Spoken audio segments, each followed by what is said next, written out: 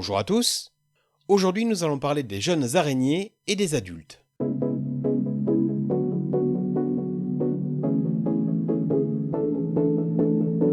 Dès la ponte, les œufs se développent jusqu'à ce qu'ils atteignent leur maturité. À l'éclosion, les jeunes apparaissent après tout simplement avoir brisé l'enveloppe de l'œuf. Ils vivent groupés dans le cocon de quelques jours à quelques mois en fonction de l'espèce. Ces individus sont des araignées miniatures à quelques détails près. Ils sont aveugles et sans poils. Ils vivent grâce à leur réserve vitéline. Il n'est pas possible à ce moment-là de distinguer les mâles des femelles. Après quelques jours, ils muent pour la première fois vers un stade plus avancé avec quelques poils et des yeux rudimentaires. Les jeunes finissent par quitter le cocon pour continuer leur vie. Ils en perforent la paroi pour se disperser dans l'environnement. Toutes les araignées ne naissent pas orphelines. Généralement, la mère est encore présente pour les premiers soins. Le père est aussi là chez quelques espèces. Ils assurent les soins parentaux, c'est-à-dire la protection de la progéniture et l'alimentation. Pour les protéger, la femelle couve le cocon de la ponte à l'éclosion. Elle a la capacité de porter ses petits, même s'ils sont plusieurs dizaines, pendant une semaine, jusqu'à ce qu'ils se dispersent.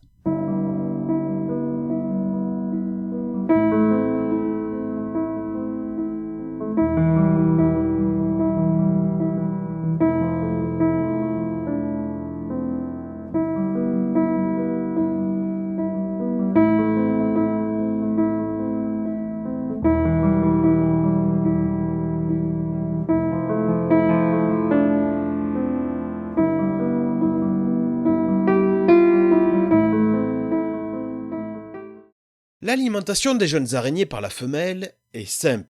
Il s'agit le plus souvent de régurgitation. Cependant, dans les années 1970, des travaux de recherche ont mis en évidence un autre comportement chez quelques espèces, la matryphagie.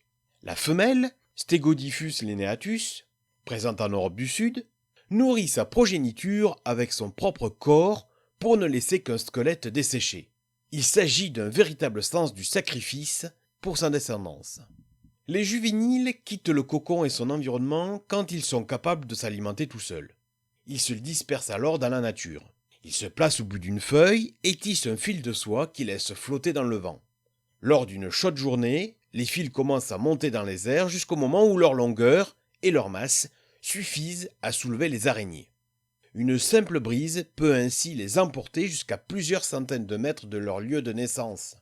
La littérature parle des fils de la Vierge. Ce sont ces fils blancs qui se propagent dans la végétation.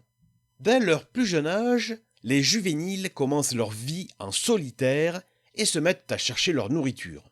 En raison de leur aspect général, les jeunes ont l'apparence des adultes et sont donc capables de chasser. Ils vont progressivement atteindre le poids et la taille adulte par des mues successives, des mues dont le nombre varie de quelques-unes chez les petites espèces à près d'une dizaine chez les grandes espèces. Par exemple, les pères diadèmes, une araignée commune de nos jardins, arrivent à l'âge adulte en 7 mues. Lors de la mue, les jeunes sont particulièrement vulnérables tant que la nouvelle enveloppe externe n'a pas durci. Il n'est donc pas possible de confondre une araignée morte avec une exuvie. Les exuvies sont transparentes, tandis que les araignées mortes sont recroquevillées. Contrairement aux lépidoptères, chez qui la chenille devient papillon, les araignées ne connaissent pas de phase de métamorphose, mais uniquement des changements mue après mue jusqu'à la mue finale. Des accidents peuvent arriver durant la mue. Une araignée peut perdre une partie d'un membre ou d'une patte. Elle peut aussi mourir. Au contraire, si une araignée perd un membre alors qu'elle est encore jeune, elle peut le retrouver lors de la prochaine mue. Les araignées passent de la jeunesse à l'âge adulte lors d'une dernière mue. La différenciation sexuelle devient alors possible. Entre les stades œuf et adulte, le parcours de l'araignée peut s'avérer chaotique et surtout semé d'embûches. Seulement 1% des œufs d'une ponte massive donnent des araignées adultes. De nombreux prédateurs peuvent porter atteinte aux œufs et aux juvéniles.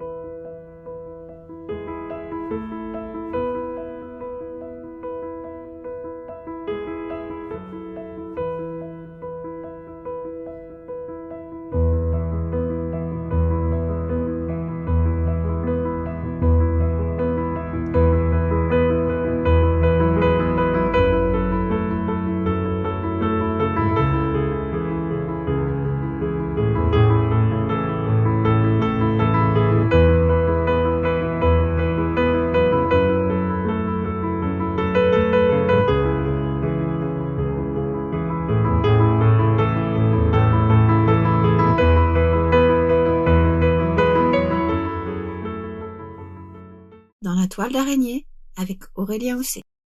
Tout au long de leur vie, les araignées développent une personnalité propre basée sur leurs expériences, que ce soit en matière de prédation, de différentes recherches ou de construction. Des individus peuvent s'avérer plus ou moins téméraires, audacieux ou agressifs, alors qu'ils appartiennent à la même espèce. Adulte, une araignée peut s'attaquer à une autre araignée de son espèce, comme lors de l'accouplement, ou d'une autre espèce. Elle peut aussi voler la nourriture d'une autre araignée. Par nature, les araignées sont des animaux solitaires, mais il existe des exceptions.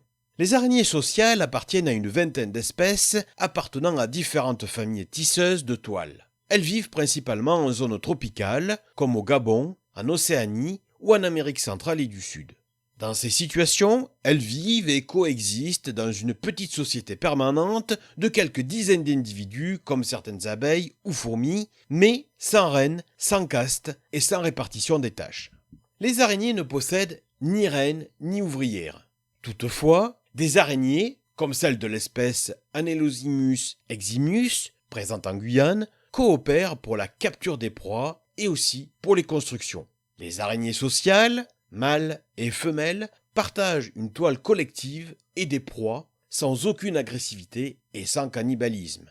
Plusieurs espèces d'araignées peuvent vivre en association avec les fourmis. Sous une pierre, on peut observer régulièrement dans la nature une araignée avec sa loge au milieu d'une colonie de fourmis. La durée du cycle de vie d'une araignée dépend de l'âge qu'elle peut atteindre en fonction de son histoire de vie, de son sexe, de son espèce, de son génome, mais aussi de son environnement. D'une manière générale, à maturité, les mâles vivent moins longtemps que les femelles. En moyenne, une araignée vit 1 à 2 années. Des espèces vivent plus longtemps. Des espèces européennes, comme les petites mygales maçonnes, qui mesurent à peine une dizaine de millimètres, peuvent vivre une dizaine d'années.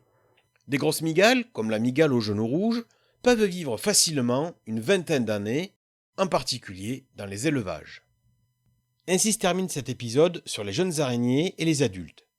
La prochaine fois, nous parlerons des comportements chez les araignées, comme le toilettage, la défense et le mimétisme. À bientôt!